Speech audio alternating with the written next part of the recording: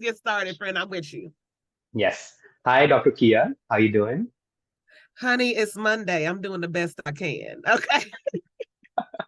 So the most interesting part is that we met in a conference Yeah. called the Council of Great City Schools in San Yeah. Diego last week. And today we are having a discussion and recording it so that we can share our discussion to the world as well.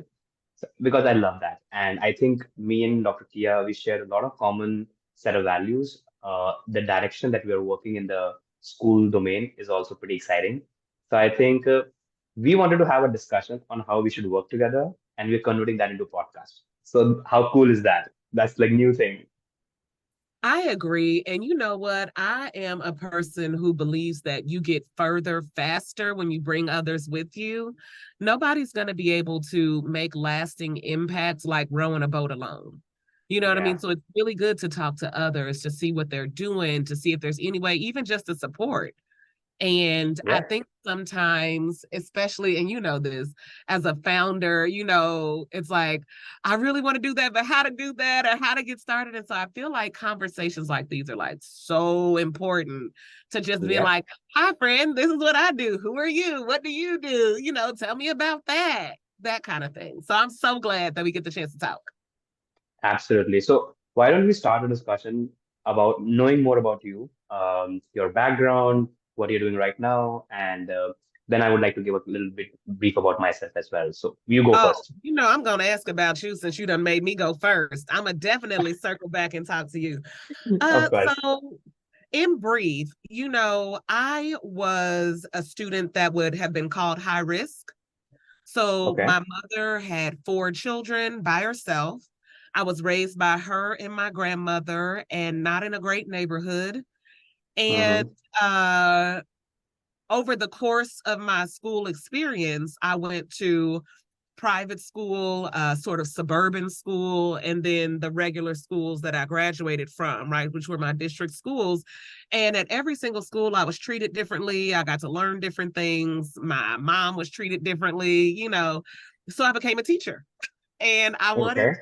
to really give kids an idea of what they were capable of, right? Because what I learned was really dictated by my zip code. It didn't like Yeah. I was in the same grade level at every school, but when I landed at the schools that I graduated from, I was not learning nearly what I had been learning in the other two places. We also had like outdated textbooks. It was a whole thing. And so I wanted to be a teacher that pushed students from my same neighborhood further. So I did that. I was an English teacher for middle and high school for 10 years. Then I became, an administrator, teacher trainer, and then a professor. And ultimately realized that nowhere in my school experience and in my education experience had we really thought about bringing parents into the conversation of Mm. student success. And Yeah. so I've been really good at getting parents involved in my classrooms and in my school buildings, but I didn't see that as like a universal thing.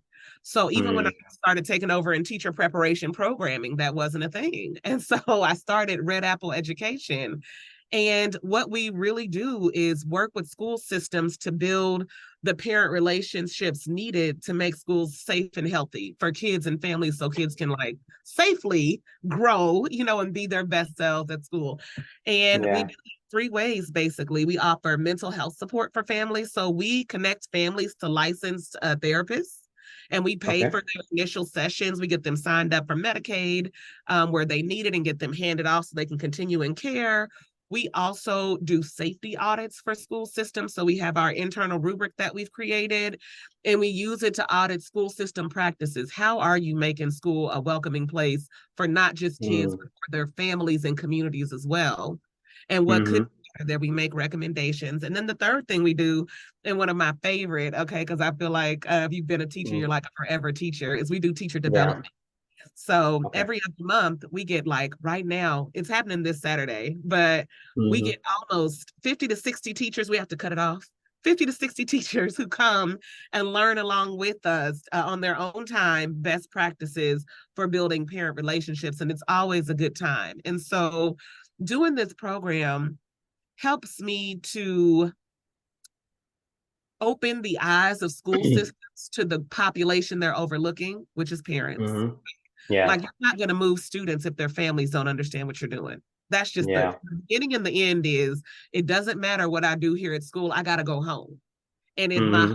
home doesn't look anything like what this school is doing, how is that Yeah. going to stick? Right. Hmm. So we help to build that relationship. And it's been an amazing thing. You know, it's hard waking up It every is. day and like fighting the good fight, but it is so absolutely worth it. I wouldn't give it up for anything. So that Wow. is That's me. insane. And that is why I'm doing it. And now I'm about to spin around and come to you.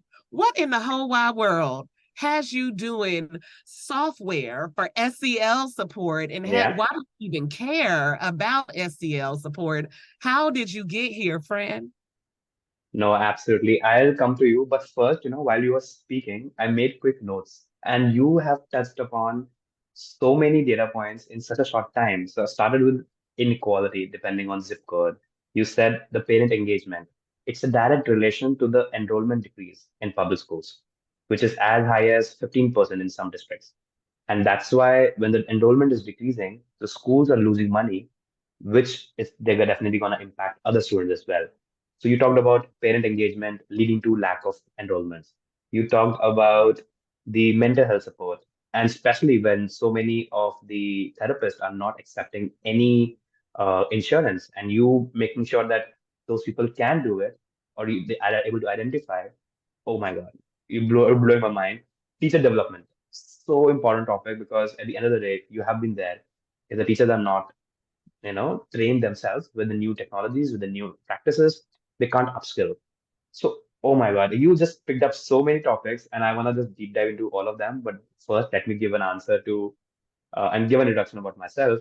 So, I'm Avinash, and I'm a co-founder of a company called TomoClub, which is short for Tomorrow Club, Yep. and we have a game-based curriculum for social emotional learning. So, what we have done, as per the state standards, all the skills that are supposed to be taught under SEL, we have a game on top of it. Wow. And so, what happens is there are multiple curriculums in this domain for last 5 decades, but there are very less changes that happened. They mainly went from textbook to a video-based curriculum. But in general, I would say the completion rate of a video-based curriculum in general is less than 6%. Oh, So 94.4% students don't even complete the curriculum and leave aside the impact, leave aside the retention. So we realize the biggest problem of any kind of curriculum is the engagement piece. yeah. And what better than games? Games is like a universal language which kids speak, and you try to, and games heighten your emotions so much so in a safe space that you don't feel bad about losing. You don't feel bad about, you know, speaking up. Otherwise, students are made to make feel bad about being speaking up in the classroom, right? So I think games as a pedagogy is so beautiful and so futuristic in a way that it is exciting for schools, and that's why the amount of interest we're getting for schools to teach effective curriculum on social emotional learning is increasing. Why? Because in the last 5 years, there are multiple research of how an effective social emotional learning curriculum can impact attendance, can impact behavior referrals, can impact mental well-being, which in turn is going to impact academics. So basically, in education, everything is so correlated and so connected that if you solve one piece right, it has a lot of impact on everything. Yes, So I it love does. Yes. so I love what I'm doing, as you said, and the major motivation for me is this is my third startup. So I've ran two companies before, and I took an exit. I took a year gap to identify what I want to do next for next 15 years, and that's how I chose this space. Again, why? Because being an entrepreneur, I realized that a lot of the skills that I need to develop over time, whether it's decision making, whether it is um, how to say no, how to be an active listener, or how to be an empathetic leader. There were so many skills that I learned during the way. I made tons of mistakes also, but the important part is I learned through experience, and it took me a lot of hard work, and I'm still learning.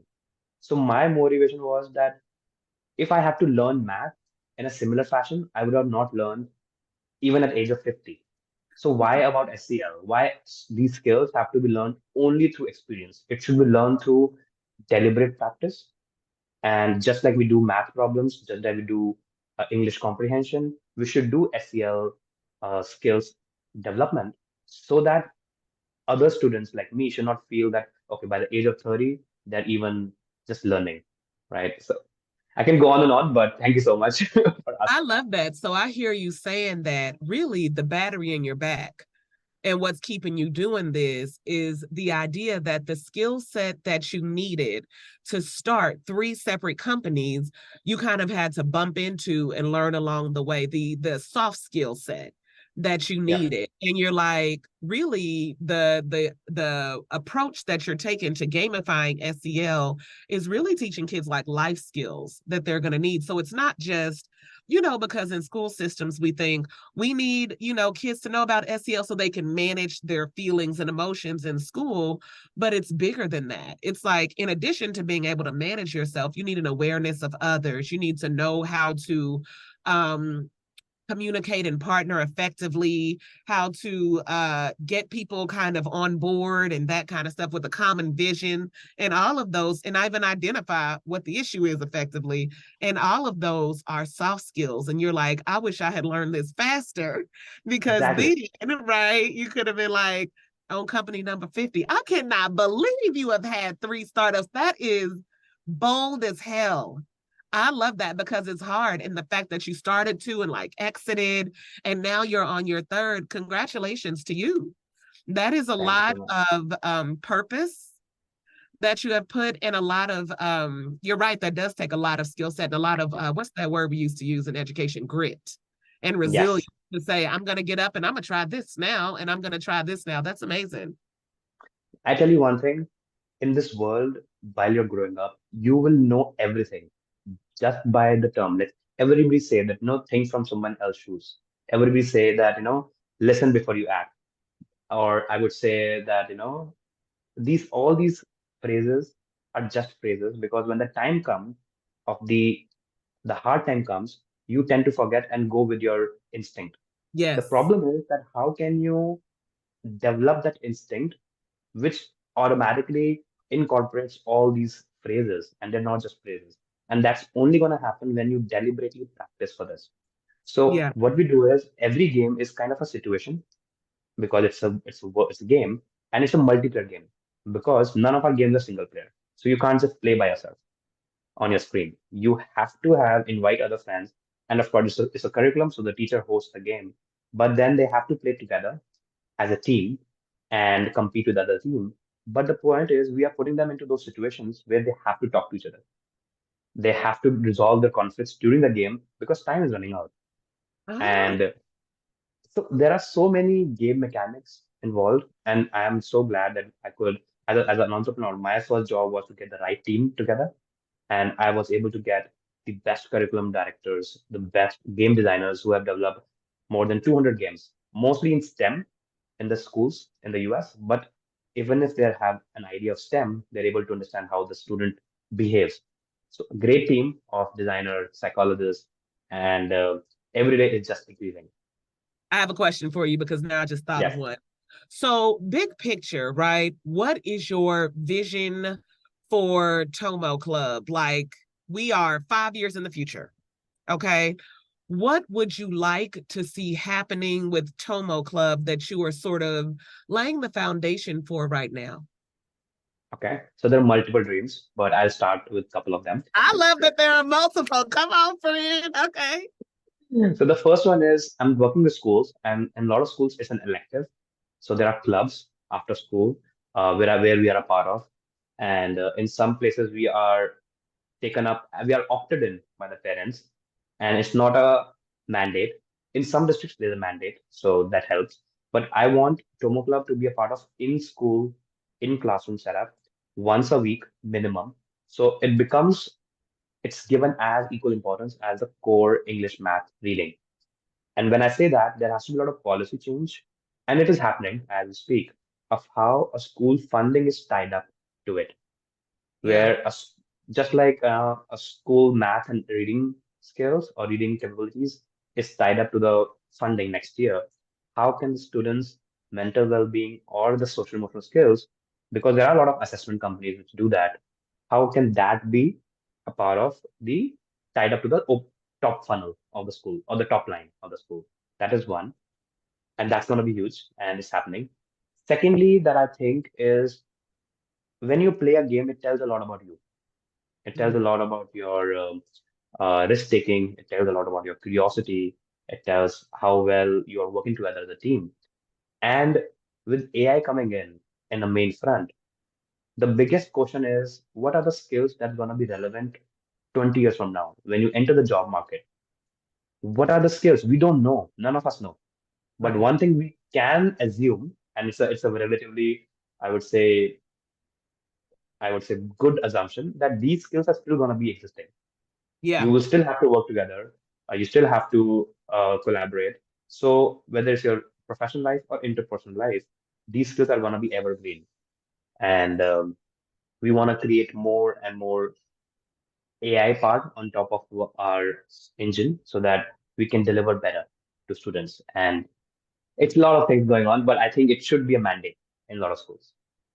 I love that. So I'm hearing you say that like big vision, even if we're just talking short term, right? Because I don't know if people consider 5 years short or long term. It feels long term to me. But anyway, you're like, you want Tomo Club to be an integrated part of school curriculum where SEL support is mandated and codified somewhere, in Yeah, policy that's like we need to make sure that students have these skills, and you want it to be something I heard that's interesting, that's a part of the after school space as well, like maybe a yeah, literal club that gets yeah, together. I'm like, ooh, I want to think about that some more, but that's a really good idea. A place for, there's a lot of clubs that are popping up to support students, their emotional development, but thinking about unifying those under these same principles that are like, whatever kind of club it is, if it's a support place for students, it's kind of an extension of Tomo Club, right? yeah, So how can we have Tomo clubs whose SEL practices are the bedrock of whatever these other clubs are after school where students gather. I love that. And then I heard yeah, you saying you want parents to opt in. You want families to say, you know what, we want our child to learn this and to be like made aware of its benefits and to be able to say we want our student to learn this. yeah. I tell you one more anecdote, which is very exciting and it's a good reflection. So most of the students that I'm working with right now, all those students, even the grandparents have been to a corporate life in America. So what happens is when you have been into the corporate world, you know how much these skills are going to help you in succeeding. If you pick up any profession, if you talk to a doctor, if you talk to a lawyer, if you talk to even a YouTuber or fashion designer, software developer, any profession that you can pick up, right? And if you ask them to list 5 skills that help them succeed where they are, you won't believe 4 out of those 5 will be about soft skills or social emotional skills, which is weird that they will never bring up their medical practice as a first skill. They will not bring up their, their marketing skills as the topmost reason. They will always talk about their interpersonal human skills. So it's a correlation. It's something that you can take an advice from. But now I have a question for you Go for again. it. So when you said that you talk a lot about the inequality part, or I would say lack of equity, because that we have tried to solve at Tomo Club also, because I don't want to make a product for just the 1% student who are self-motivated to learn. So somebody who is really motivated will go on YouTube, will find the resources. So a lot of parents tell me that I can put my kid in a basketball team and he or she will learn all these SCL. I said, go ahead, do that. Because when somebody is learning or playing a basketball, they will learn sportsmanship, they will learn how to resolve a conflict, they will learn how to be a cooperative person. But can you imagine 1,000 kid school and only 15 of them are going to get a chance to be a basketball player? Yeah. What about those 985 students? Yeah. Yeah. So basically, there's a lack of. So that's why we chose game, because game has a pedagogy where it's a turn-based thing. Everybody has to contribute. It's graphic first, very less content. So people from different learning gaps can also find it a fair playing field. Don't get intimidated. So there are a lot of nuances why we're trying to make a product more and more equitable. But when you bring it up, how do you manage that with your startup or with your services? To think about equity, Yeah. I think the work that we do lends itself to the discussion no matter what, because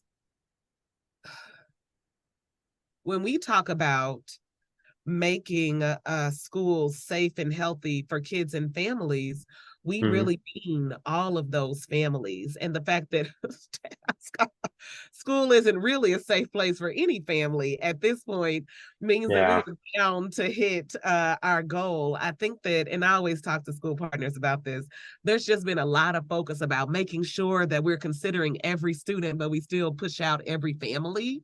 And so Hmm. a of our audit goes to think about the way that school systems interact with all of the different families that show up there. You know, Hmm. what moves are we making to ensure that all of our families feel seen and valued and, brought Hmm. in and welcomed here? And the truth is, it's not a thing. I'm a parent of two children myself right now. And Wow, how old are they? Sorry. thank you. One is 14 and the other is 2. And so very big gap.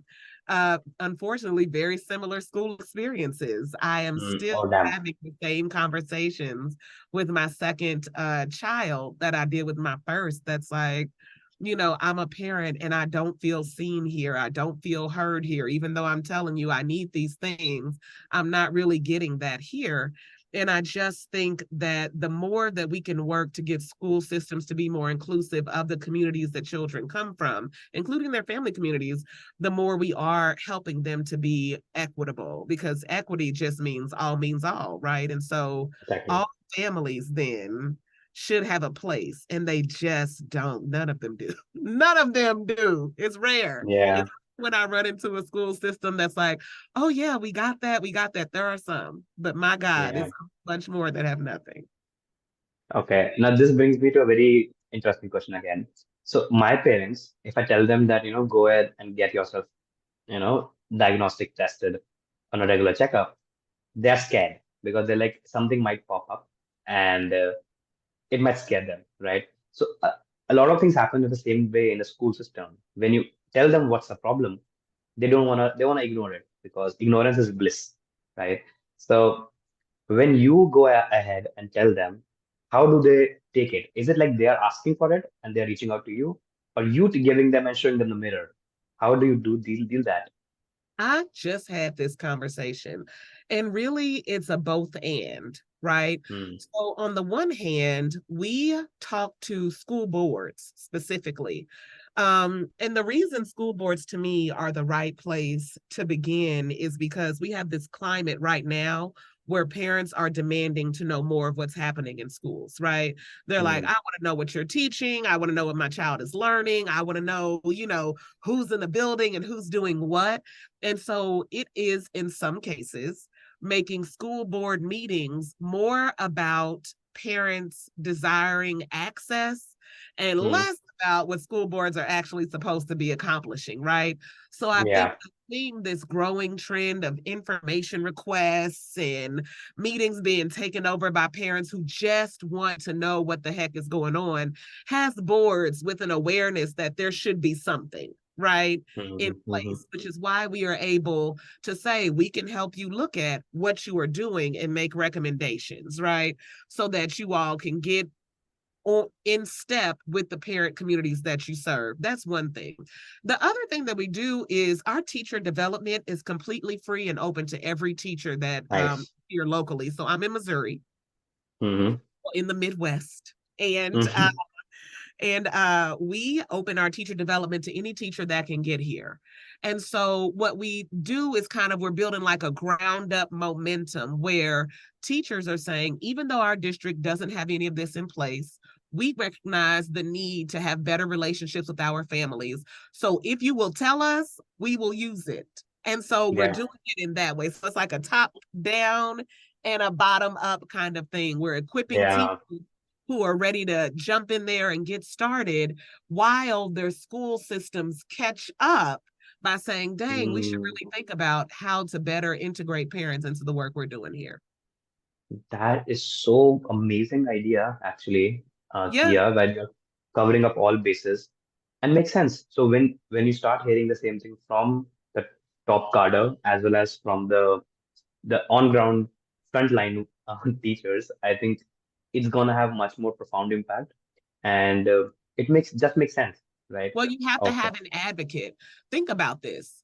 If you go to a school district, because I've done this before, right? So if you yeah, go to a school district and you're like, we're going to work together, this is what we're going to do. Of course, the people sitting in district office are going to say, absolutely, this is a good idea. Who are they going to ask to implement? It is exactly. going to be teachers. That means those teachers need to be on board, or there needs to be somebody in that teaching pool Mm, that is on board and who understands where you're trying to go. If not, the initiative is going to go nowhere because you don't yeah. have buy-in of the people who will be carrying out the work, right? And Hmm. so it needs to be an easy conversation when school districts come around and are like, we're going to do this. They need a cadre of teachers who are like, yes, we've been waiting on this and we're ready to go. And so Oh that's yeah. what we're trying to put into place as much as possible, truthfully. No, I'm just connecting dots because every school that I have been successful, it's only because there were some evangelist teachers who really loved us and they loved the impact and they took it forward. So I have to always believe that it's the both side of the spectrum coming together. Otherwise, it's not going to work. Otherwise, a lot of times the, the biggest problem with a lot of edtech companies that I talk to, convincing the school board or the superintendents or the chief academic officer is just the starting of the job. You getting a purchase order is not enough because at the end of the day, if your product is not getting activated, that's a bigger problem for the startup or for the company, and it doesn't get started. So you might get money for even without doing.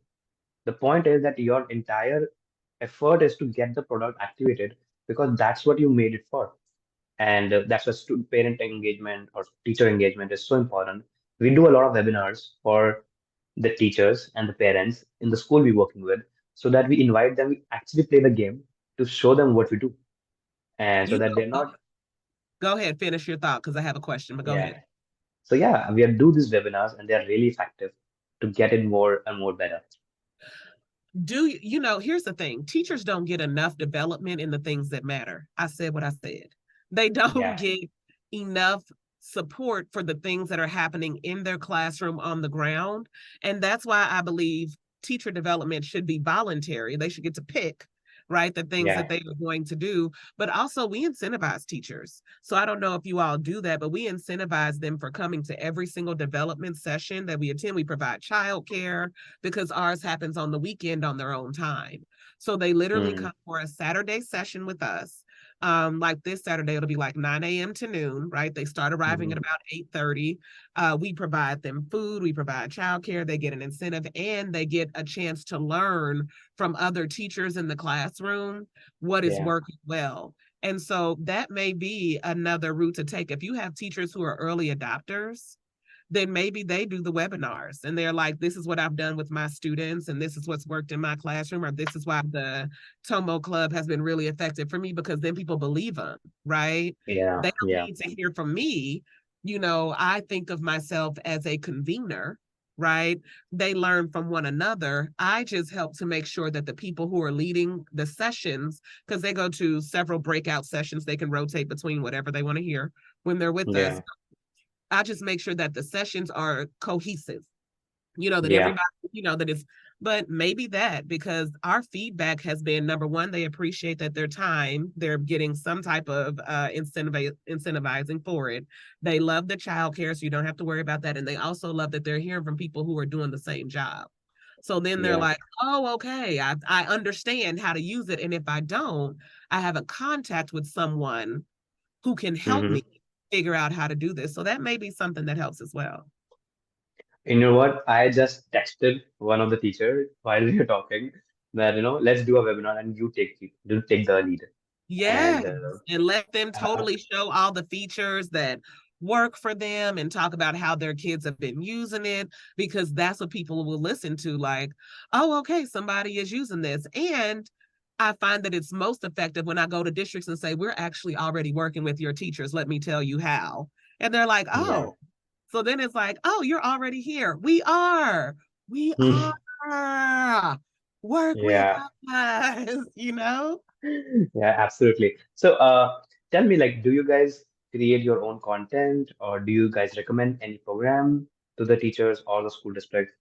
How is that part, you figure out? Do you work with third-party vendors who you take forward, or do you develop everything in-house? No, the work that we do, I always say, one of our principles, right, is economy, helping school systems to better use what they have, right? Yeah. We provide teacher development on best practices, and we Mm-hmm. work with school systems if they want us to co-develop that and spread that across their whole district, or they can just let teachers, the Coalition of the Willing, come see us, at our professional Mm-hmm. development sessions. Our Yeah. recommendations, though, on their changes for parents, we do that directly with the board, and that's based Mm-hmm. on what's important to them and what they know about their parent community. So a lot Mm-hmm. of our work is driven by what the district wants to have happen, or their partners wants to Mm-hmm. have happen, how to help them bridge the gap between that and where they are, Yeah. using the people and resources that they already have in place. Like, it doesn't take some new thing. It could just be better aligning what you have and maybe better spreading that message that could get you further. We kind of help them Mm-hmm. figure it out. School systems, they get so big, one hand Yeah. doesn't know what the other hand is even doing sometimes. Yeah, yeah. No, I agree. Actually, I've been working with a couple of those activating agents, who actually becomes a bridge between the schools and us for the implementation piece and the analytic piece, that how well it is working or not. And I do see a kind of synergy with the Red Apple and you, of how we can introduce into schools, or how we can activate it better. And maybe in some district that I'm already working with, I can definitely seek if Red Apple can be a part of that district and be helping us in activating. You know what? I think that would be great because I'm all about partnership. I think the other thing to consider, particularly thinking about TomoClub, is that a lot of districts are doing social emotional learning, but you are right. First of all, they are falling short in terms of being able to effectively evaluate whether or not the training is having an impact. Yeah. Second of all, there isn't a real, in my experience, evaluation of like student-based outcomes. So like a lot of the social emotional learning training that I've seen is focused on teachers. Like, this is what you need to do with students. I Mm, like that TomoClub puts the learning in the hands of students so that yeah. they are experiencing the problem solving that they need to do, and the skill development that needs to be there. I think that's an interesting new approach too. And I think that explaining to districts how they already have social emotional curriculum happening, and TomoClub lifts the burden on teachers by giving students a platform where they can practice the skills themselves. Even Yeah. if teachers continue using whatever they're using to deliver lessons, they're using TomoClub to measure efficacy. I think that would be great. And so that's what I mean. Like, in terms of thinking about what are districts already doing, a lot of them are like, we need to do something for SEL. But then if you get real granular and you're like, how do you know that it's working with students? Like, Yeah. besides cutting down suspension, what are we Mm, looking at? Your platform provides real data that says, kids started here in terms of their understanding and their approach. And after a semester, after a school year with TomoClub, this is where they landed. And I think those numbers are pretty powerful. And that is the kind of information school systems need. Like, we're not saying replace who you already have. We're saying we're in a addition to that gives you information about student outcomes. I agree with you. And to adding to your, I think you already know it, but I'm just still saying it out. There are no SEL teachers in the classrooms. I know, right? So I don't blame that. I know they are mostly English teachers who takes the hard work, or the maths teacher who do Or SEL. social workers who travel classroom to classroom Exactly. have to do this. Yes, And then they have to do a lot of professional development, as you said. yes, you do. But what happens is, when they host the classroom, let's say they teach kids about frustration, or they teach them about persistence, they're gonna run a slide, they're gonna run a video. But the problem is, the I have talked to a lot of teachers, they said it's not fulfilling.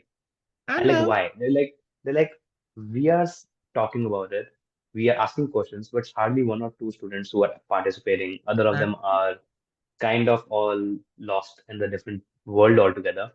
And they're like, I feel that I have, first of all, it's a conflict of interest. I should rather teach math or English, what I'm supposed to teach, than what I'm teaching right now. But even if they want to teach, they feel unfulfilled.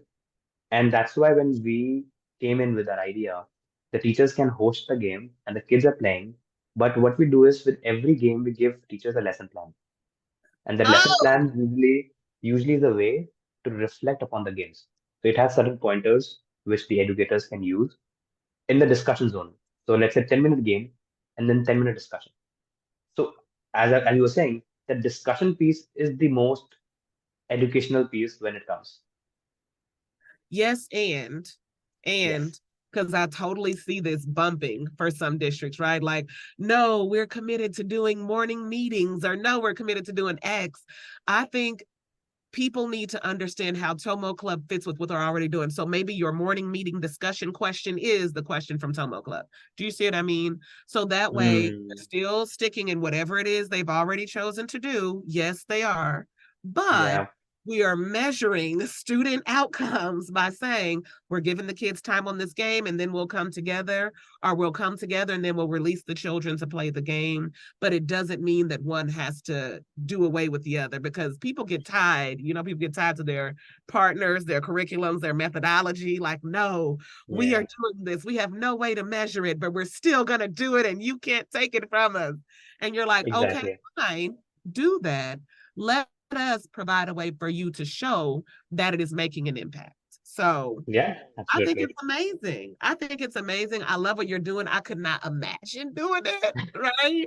But I'm sure that teachers appreciate it because it lifts the burden of have to learn how to, deliver social emotional support when you sign Yeah, up to just teach English, math, or fifth grade or second grade. It's like, how am I going to do all there's of a these? lot. So coming to that, so basically what happened was when we started talking to a lot of schools, they are looking for not just a curriculum, but they're looking for someone who can deliver the curriculum. So a lot of schools have been, so initially we made the technology and the curriculum, but now we are also hiring our own moderators who actually deliver the lesson plans in the classrooms. And that has become a very important thing for our guided practice, we call it. So because schools again have a lot of teacher shortage and they want to deliver, but they can't. They have the money, but they can't hire and train them. So one of the most unexpected thing happened to Tomo Club was the service model that we brought in, and it has really picked up. So yeah, you're right. There are a Hey, lot of things going on. By the way, I didn't well, ask you where do you guys put up? Where do you guys put up? I didn't ask you that. where do we work? Yeah.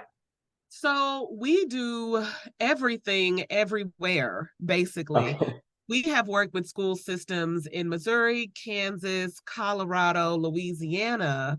And it's literally by taking what we offer and saying, what do you have in place and how can we better support that? Yeah. So the beauty in partnering with us is that we aren't there to replace anything. We help Mm-hmm. enhance and support, and we help with evaluation. So if Mm-hmm. you're already doing teacher development, we can help enhance that and add in parent engagement. If you're Yeah. already doing policy, around bringing parents in, then we help to make sure that that's aligned with research-based best practices. If you're already supporting families and you're like, we could Mm-hmm. mental health supports, if you're not local, meaning here in Missouri or Kansas, then we work to do telehealth for mental health support. Nice. But it's still like we will go wherever the need is. And that has been awesome because what's Mm-hmm. interesting, and I'm sure you know this, is that the need is the same everywhere. So the comforting part is that we're all facing the same challenges, right? And then Mm-hmm. we'll know we've made progress when we're not still facing Yeah.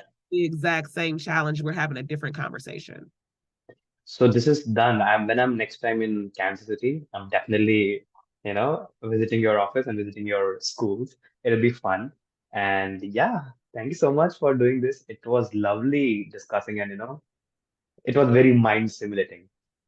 I am glad. I love doing things like this. So anytime you want to invite me back, I will come back and do a little panel or whatever. It has been a lot of fun talking to you two today, Avinash. Same here, same here. So I'm just stopping the recording. Okay.